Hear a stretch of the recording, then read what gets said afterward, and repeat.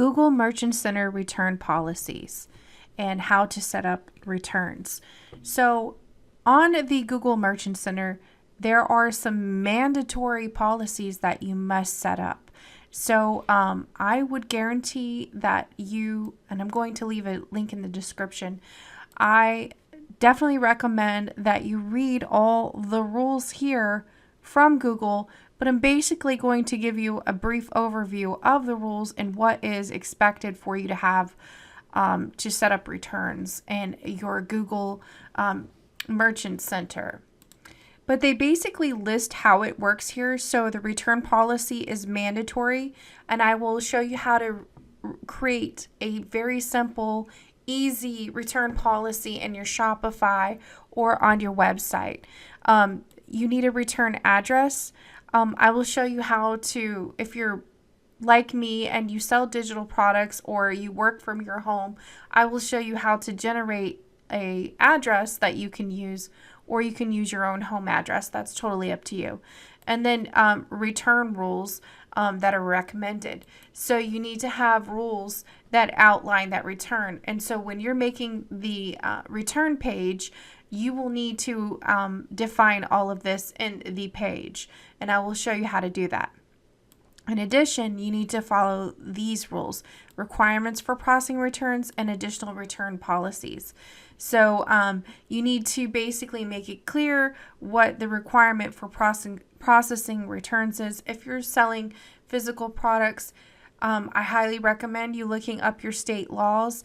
I know that in my own state, there are certain laws where you have to display, you can't put it in the terms and conditions. You have to display the return policy like right under, like right when they check out. It has to be clear. If it's not, then they can actually dispute that.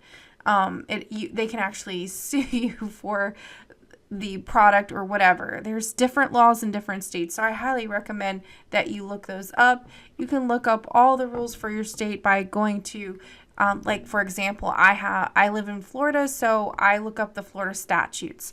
So you want to look up for each one. So here's the rule that I was stating, that the state of Florida does not have any laws that force merchants to accept a return or a purchased item. However, the state does require merchants to post a notice in the store regarding their no returns accepted policy. It can't be hidden in the terms and conditions or anything. So if it's not like a written notice where customers can easily see, then you would have to refund them if they were to take this up with like a lawsuit or the state. If you want to know more about the retail sales establishment rules and Florida statutes and the penalties for non-compliance, I will put a link in the description. Like I said, each state has laws, so you want to make your refund policy based on the laws so that way you can protect yourself.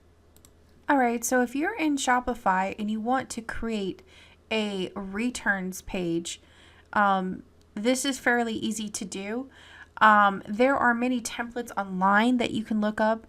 The great thing about this is that under my shipping policy, I have my returns. So I'm just going to basically copy and paste this and create a new page, like a return policy page based on what's on here. Now, the reason why I'm creating a totally new page is because Google is very picky on stuff. And so I just want to go ahead and create that and also to show you how to do that. So in Shopify under pages, you're just going to click add a page. All right. And we're just going to copy and paste that in here. This returns policy, we're going to make this as the title. So it's going to be the title of the page. All right. And then I'm going to edit the website SEO. We want to limit this to about 150 characters. So I'm just going to delete all this garbage here. So we're still at 228. I don't accept cancellation of order. I'm going to just delete this, all this stuff here. Okay. So we have about 145 returns policy. I gladly accept returns and exchanges. I don't accept cancellations, but please contact me if you have any problems with your order. on non-digital items. Okay, so I don't accept returns on digital items. Okay. So, please contact me. Please contact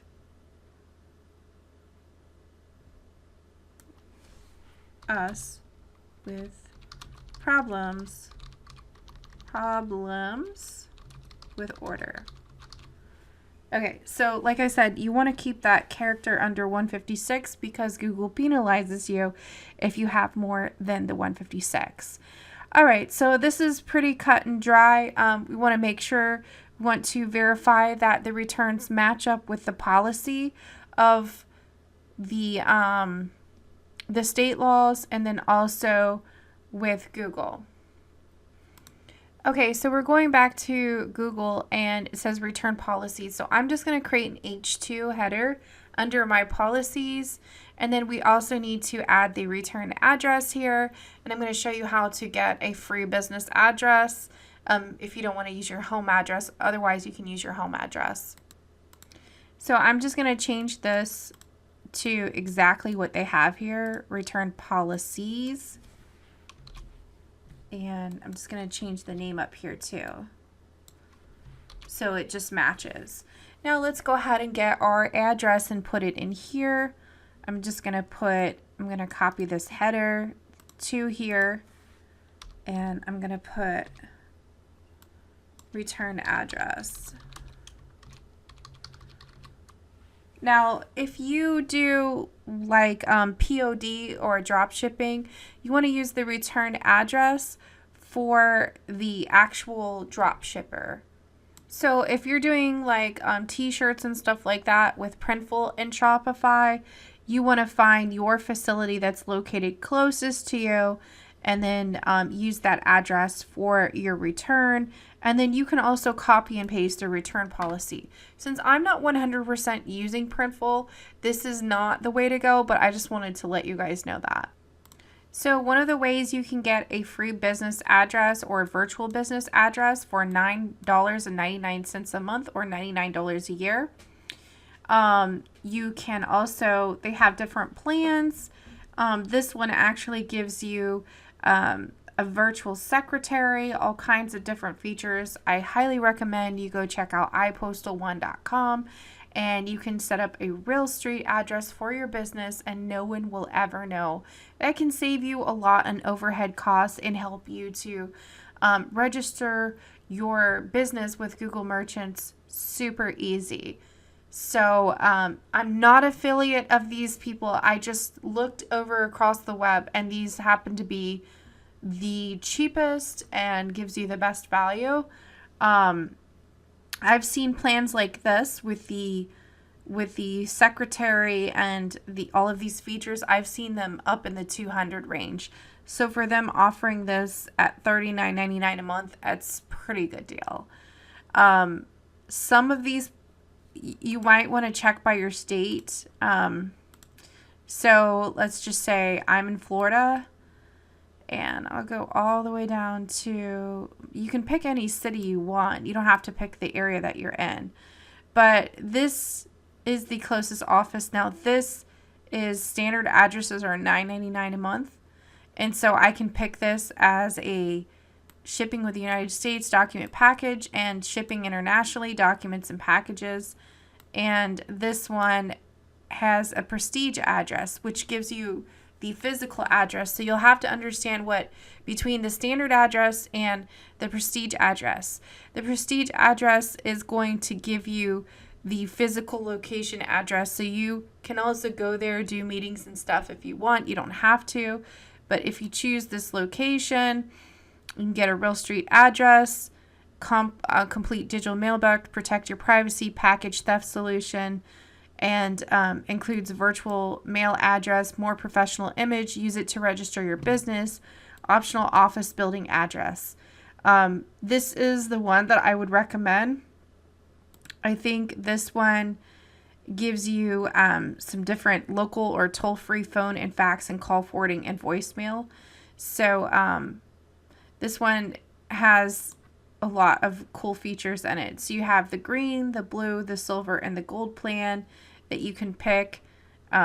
If you pick this one, and then it tells you all the rules here. Please make sure you read all the rules and don't blame on me if something happens. Just make sure you read what you sign up for. So that's how you get a physical address. There's other places too that you can use that may be cheaper, maybe more in your budget. You can just do a Google search. But that's the way you can get a physical address to pass those checks. Now, I already have one, so I'm just going to go ahead and put mine in. All right, once we dropped our address, now we have to do the return rules. Now, this is recommended. It's not mandatory, but usually with Google, if it's recommended, we want to go ahead and add that in. So I'm just going to put it under conditions of a return for the rules here, return rules, and then I'm going to add a H2 tag here just so that it is in there. Just a semicolon, put these semicolons here. And so now we have this, that it abides by the law and it abides by the Google. So I just want to put one more disclaimer in here, a legal disclaimer, because this will save you. So our return policies are subject to Florida state law. All applicable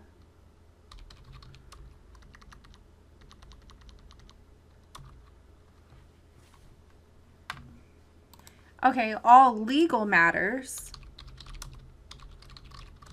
will be under the jurisdiction of Florida law. Okay.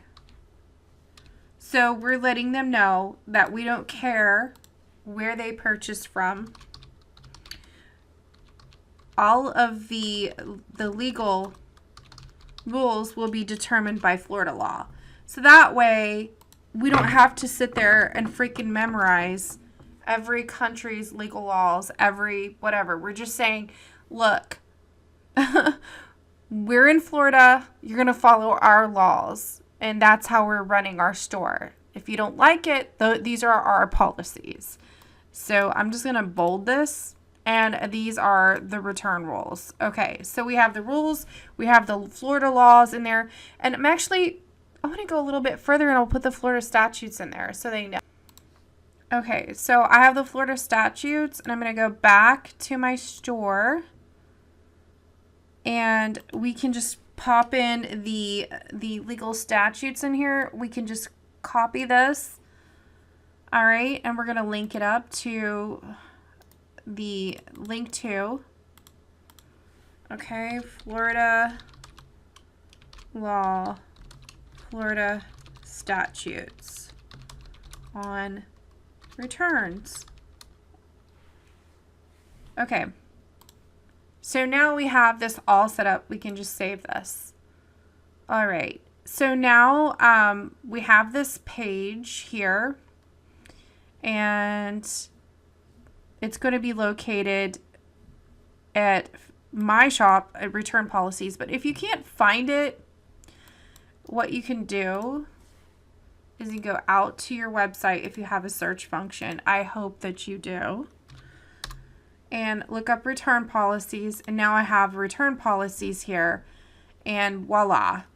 I would highly recommend that you put these down at the bottom here under information, so Google can crawl it, because I guess, and then also Florida law says that you have to have it listed openly where people can see it. I would probably put it globally under all your products and put return policy in big bold letters or red letters.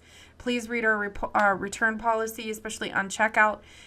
You can do that too. I'll add that in another video. But so now that you have your return policy, You're going to grab this link right from the question mark. Copy that. Copy that. Okay. All right. And go back to the Google Merchant Center. Click on the cog here. Go to shippings and returns. Click on returns. Add a return policy. So you want to check both of these. Ads and free listings. Return policy for products sold on Google Shopping. Ads and free listings. So I'm just going to select the first one. We are going to select a country for this return policy. It's going to be United States. United.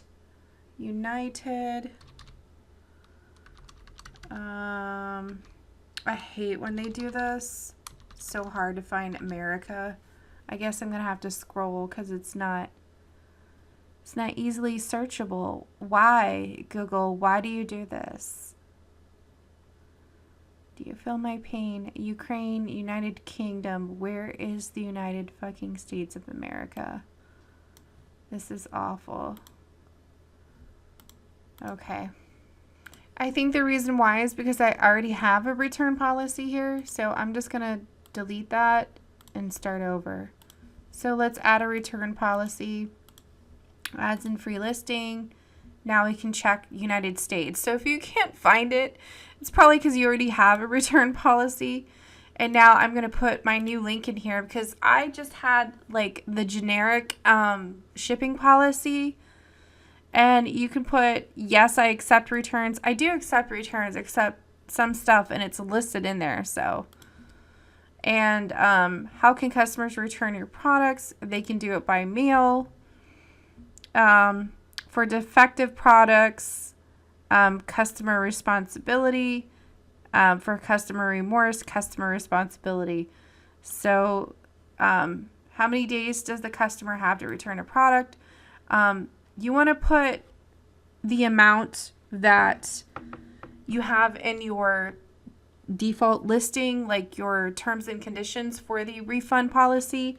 I think my minimum was 15 to start the return, but they have like a full 30 days for return, so it's like technically 15, but that's basically standard.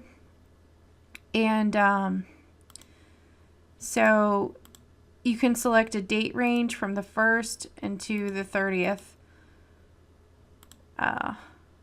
First, no later than the 31st. Okay.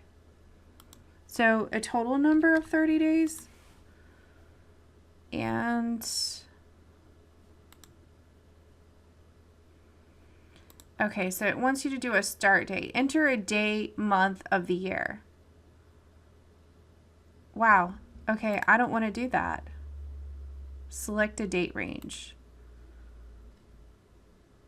Number of days. Okay, we're just going to select. I'm going to clear.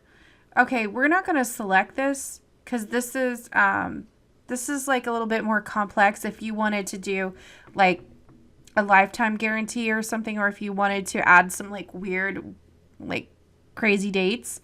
So don't enter anything into the second part. All right, select the product conditions that allow you for returns. New. All right, and what is the restocking fee? So if they were to return something, I would say restocking fee, add $20. And so, I mean, I don't really offer refunds on digital products. So, I mean, so it doesn't really matter. But let's say if I wanted to do the Printful or Printify thing, it would be expensive to do those returns. I would not want to go into a negative, so to discourage people from returning something. Sometimes people buy stuff and then they just change their mind and then they want to return everything. They don't want to pay for the shipping. They don't want to, it's just because they changed their mind. And that is extremely expensive for small business owners. And so you can add like a restocking fee. Now $20 is a little bit excessive, but I don't really plan on having returns. I don't have returns in my store. So if I were to do return, I do them manually. And it is up to my discretion. It just depends on the situation. So that being said, just because you set this up, this is just for Google Merchant Center. It's not, set in stone. You can still, do other things. So now we have the return policy set up. It's the return cost is customer responsibility in the United States. It's all set up and it's good to go. So if you wanted to make variations of this return policy, you can add exceptions because, like I said, you can only add the United States one time. So if you wanted to add variations of this return policy, which some stores have crazy different ways of doing things, you can add an exception here. And then also, if you want to read more about the recommendations, there are always going to be some great advice at the bottom. You click on that and read all that. So I hope you guys like this video. I hope it was helpful on setting up shipping for digital products and for physical products. Thank you so much for watching this video. Have a great day.